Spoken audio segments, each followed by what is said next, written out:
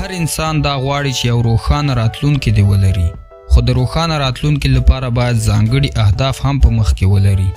دا چې هدف یا موخه د خپل راتلونکي موقف لپاره ټاکل کیږي، نو له همدې امله هر انسان هدف ته له خنډونو سره تر ډېرې مبارزې او کوښښ وروسته رسیږي. سلامونه او نیکې هیلې وړاندې کوم تاسو ټولو درنو لیدونکو ته. خوشحاله یم چې بیا هم ستاسو په درانه حضور کې یم. په دې ویډیو کې غواړم هدف ته د رسیدو لپاره ځینې لارښوونې در سره شریکې کړم. نو د دې ویډیو تر پایه زما ملتیا وکړئ، او که تاسو د چینل نوي میلمانه یاست د نورو ویډیوګانو لپاره زموږ چینل سبسکرایب کړئ.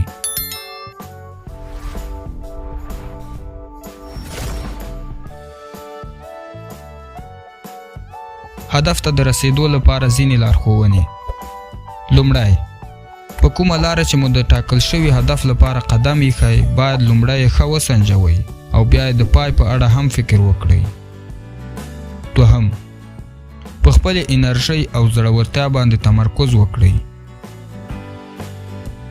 دریم، هغه څه چې په ژوند کې ورته لیوالتیا لرئ چې ترلاسه یې کړئ، نو له ځان سره یې یاداښت هم کړئ.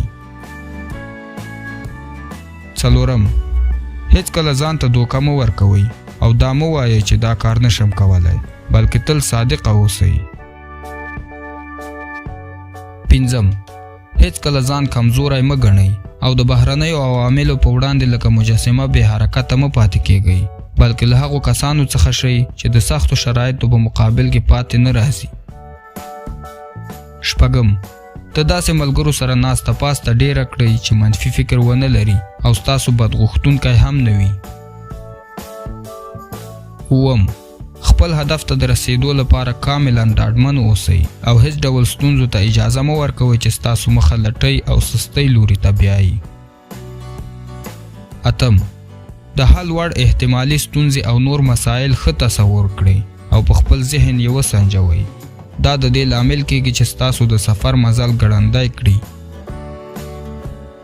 نهم، هیڅکله مه ناهیلي کیږئ، بلکې د ژوند هر ډول ستونزو ته د حل لارې په لټه کې اوسئ.